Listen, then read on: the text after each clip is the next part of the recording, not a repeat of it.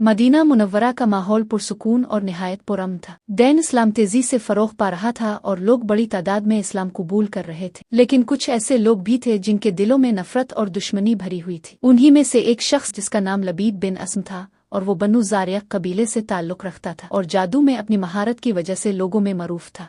उसके दिल में हुजूर नबी करीम के खिलाफ शदीद बोहस और इनाद पाया जाता था और अपनी इसी हसद भरी फितरत की वजह से इसने एक खतरनाक और बारा इरादा किया। इसका मंसूबा था कि वो नबी करीम पर जादू करे। लबीद बिन इसम ने बड़ी चालाकी से नबी करीम के कुछ मुबारक बाल हासिल किए। ये बाल कंघी करते वक्त झड़ गए थे। इसने उन बालों को कंघी के साथ बांध कर उन पर जादू किया। फिर इस जादू को ओज़रवान के कुनवे में छुपा दिया। इस जादू के असरात चंद दिनों के बाद जाहिर होना शुरू हो गए। कभी कभी ऐसा होता कि आपको महसूस होता कि आपने कोई काम किया है, हालांकि हकीकत में आपने वो काम नहीं किया होता था। ये असर सिर्फ दुनियावी मामलात तक महदूद था और आपके दीनी मामलात पर इसका कोई असर नहीं पड़ा। अल्लाह ताला की तरफ से आने वाली वही और पैगाम मुकम्मल तौर पर महफूज रहे। इसके बाद नबी करीम ने इस मुश्किल से निजात के लिए अल्लाह ताला से दुआएं मांगना शुरू कर दी। एक मौके पर अल्लाह ताला ने अपने प्यारे नबी की मदद के लिए 2 फरिश्ते भेजे। एक फरिश्ता आपके सरहाने आकर बैठ गया जबकि दूसरा आपके कदमों की तरफ बैठ गया। फिर दोनों फरिश्ते आपस में गुफ्तगू करने लगे।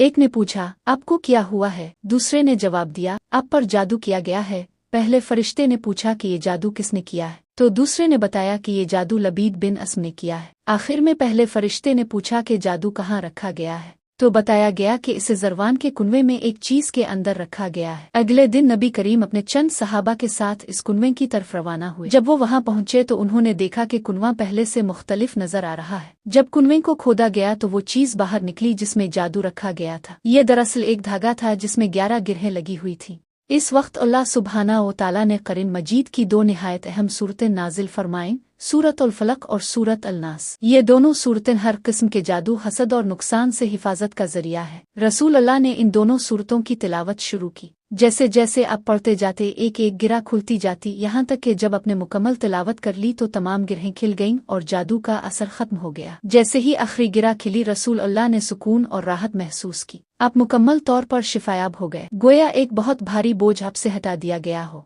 फिर सहाबा कराम ने अर्ज किया, आ रसूल अल्लाह, क्या हम इस शख्स को सजा ना दें?